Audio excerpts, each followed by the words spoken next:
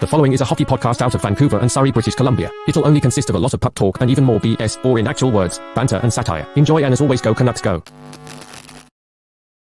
Rick Tocchet is such a hockey nerd, okay? So much so that he should be in the Hall of Fame, just based on the people he's been around closely in the NHL. Okay, let's talk about it and how it relates to your Vancouver Canucks being so much fun very soon.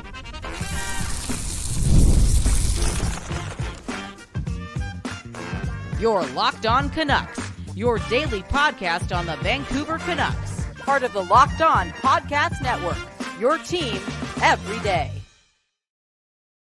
People, we doing this bonus coverage of your Vancouver Canucks because we're bored and we're procrastinating here at the Don't Doze Art Lab. Welcome to Locked On Canucks, the show that gives you your Canucks every day. Hit the like button, subscribe, and remember that today's show is brought to you by Game Time, okay? Last minute tickets guaranteed at the lowest price over there at Game Time. Use promo code LOCKEDONNHL to get $20 off your first purchase.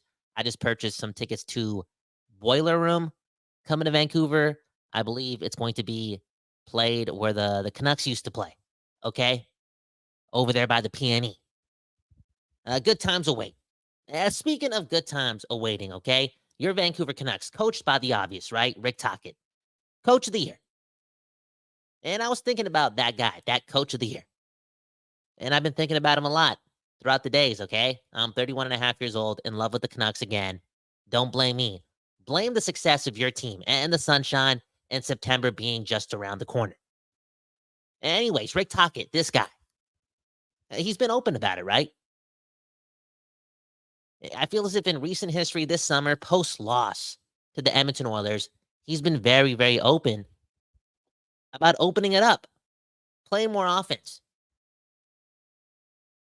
possibly leaning into the top-end skill completely of this Vancouver Canucks team, right? And I don't blame him, because he's never really seen it like this via being a head coach, because he's seen it before like this in other ways, in other cities, in a lot of other locker rooms. Okay, let's get more into that. Did you know that Rick Tocchet has played with all these guys? This is crazy, okay? Again, we're talking about the Canucks opening it up. Tocchet has been around offensive juggernauts, the best of the best, top-tier mother... You know what I'm saying? I almost swore there. Mother effers who put points up. This is who he's played with, okay? Mario Lemieux, obviously, right? Yager. Ron Francis. That's something else. How about this? Gretzky. I didn't know Rick Tocchet played with Gretzky in LA. And if that's the case, he's also playing with Curry, right? Yari Curry. Tocchet's also played with Mark Recchi, Jeremy Roenick, Ray Bourque, and Adam Oates. Again, that's your should-be Hall of Famer head coach, right? Look at Rick Tocchet's stats. Look at his pedigree. Look at the play style. Look at the Stanley Cups. Look how important this guy is. And look at who he's been around.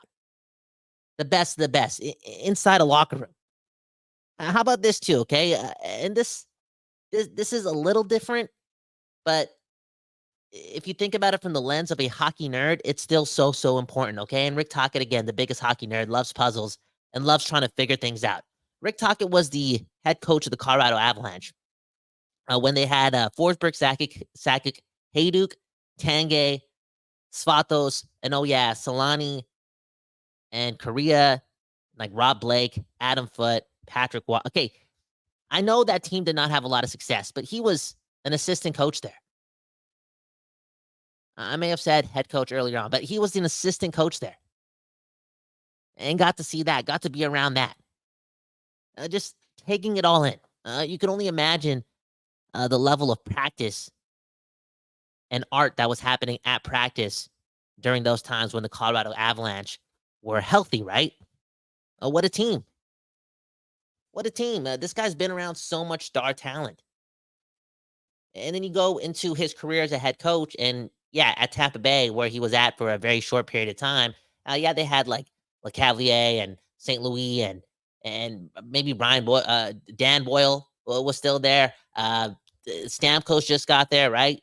Yeah, there's some skill, but he didn't really have a long leash, and that team was just over.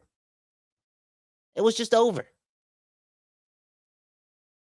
And then you look at what he did in Arizona or tried to do, and we don't even have to really get into it and who he was coaching down there because this team's now in Utah. Boom, bam, end of sentence. You get the deal?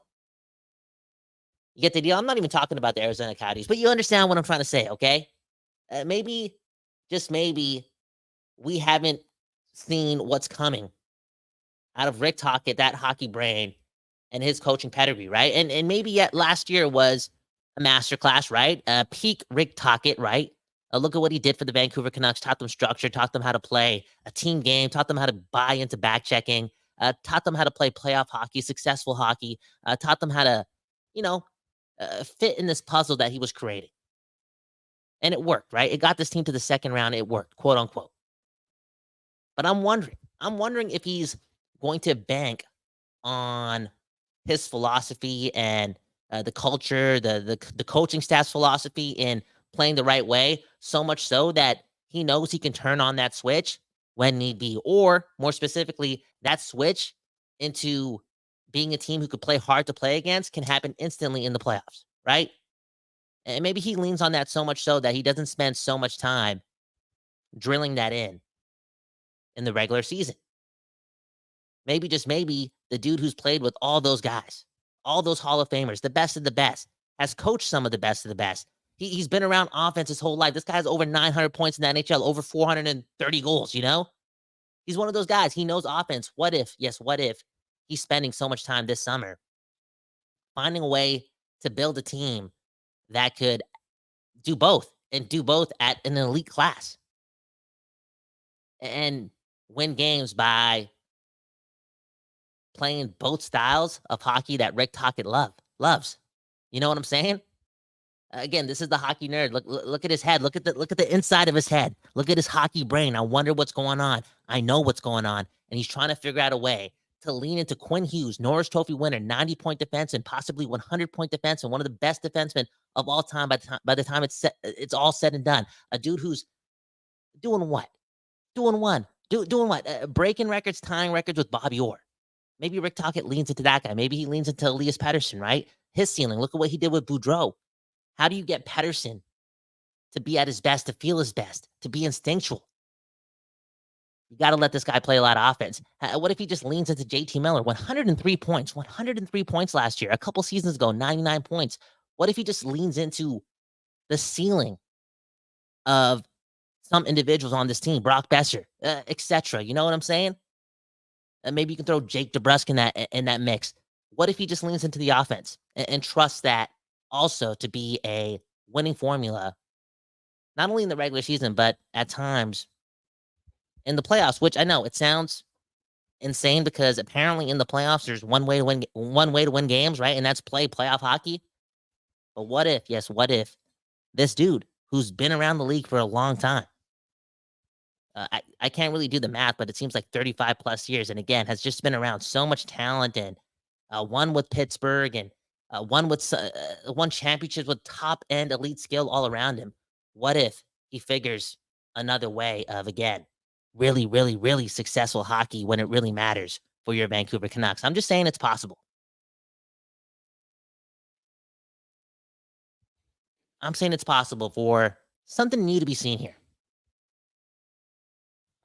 Rick Tocchet hasn't been able to coach a crop of guys like this. And this plan that he might have had over like a 5-year stretch may have changed just a bit because his philosophies and his culture building to turn a team that was culturally rotten from the top down, right? Even to the way they played on the ice. It was just pathetic defensive performances, time in and time out. And just like that, he made them care about all the little details, all the quote unquote boring things.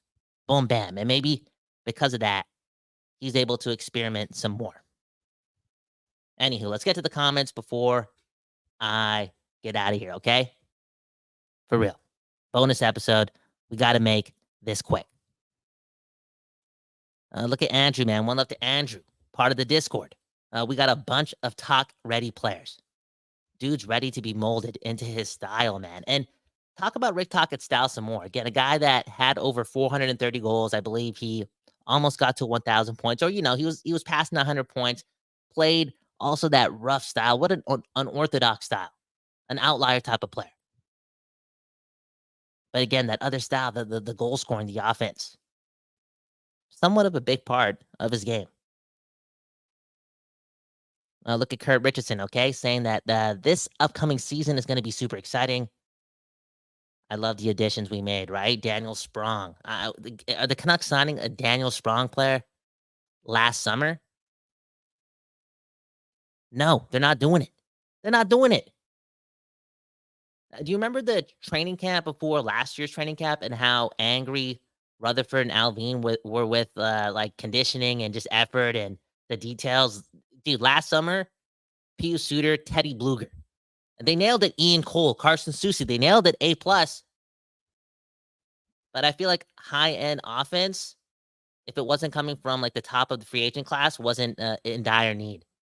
Because they wanted to get guys who could again, play that right way. Hey, speaking of Teddy Bluger, okay, look at Bob Bluger, Teddy Bluger's cousin, saying happy birthday, Teddy Bluger. Okay, one love to your family, man. One love to your family, man. And you know what? While we're on this topic, having fun. Okay, I'll read one more comment before I get out of here. Summer's coming to an end, right? Well, what is it? August 15th, August 16th? I can't do math. I know life can get rowdy sometimes and stressful and tiresome, but man, oh man, remember, man, life can also be fun. Just go play something, be graceful, take the pressure off. Don't worry, be happy. Try it out, okay? Try it out. Don't just wait for Canucks hockey to be recreational, okay? Look at this comment from Kurt again. Tocchet still leads the NHL in Gordie Howe hat tricks, okay? 18 all time. Shows another reason why he's such a good coach. He played all aspects of the game. He really did, and he was around all aspects of the game too. He really was, man. Played on a lot of teams with a lot of ups, but I'm sure he was on a lot of teams and coach teams on the down, right? And I think he's seen, quite honestly, all of it. But more notably, he's seen a lot of success. That's it for me, though. Kyle Bound, KYLEBHAWAN. Like I said, I'm only here because I'm procrastinating. And Rick Tocchet, man, making me think. I'm also here because I want to cover up my tracks. Yesterday, I said I was going to talk about Rick Tocchet and pretty much give you this spiel on that Quinn Hughes episode, right? On the one we did yesterday where we talked about him getting to 100 points and how that's possible. Boom, bam. You know how it's possible now, even more so, and it's because Rick Tocchet is going to coach a lot of offense come September, October, November, and it's going to be fun, man. Well, one love to the Vancouver Canucks. It's right around the corner. Life is going to feel great again, or even more so. My name, Kyle Bowen, KYLEBHAWAN. Again, that was another episode of Locked On Canucks. Hit the like button, subscribe to the channel. The podcast viewers, man, or the listeners, y'all growing exponentially, man. Welcome to the family. If you want to connect to some of the YouTube family, join the Discord, okay? Link in the bio. We're all there. We talk about the Canucks while we're on the toilet. And we also design some T-shirts, man. We've been designing some crazy T-shirts. Like, the people are creative, man. It's a team effort. So, yeah, connect over there on the Discord. Link in the bio. And have a good morning. Yes, a good afternoon, a good night. If you're not watching this via the live stream, we don't know when you're watching this or listening to this, but hey, we promise that the Don't Doze Art Lab and the Locked On Podcast Network, we truly do appreciate it. Peace.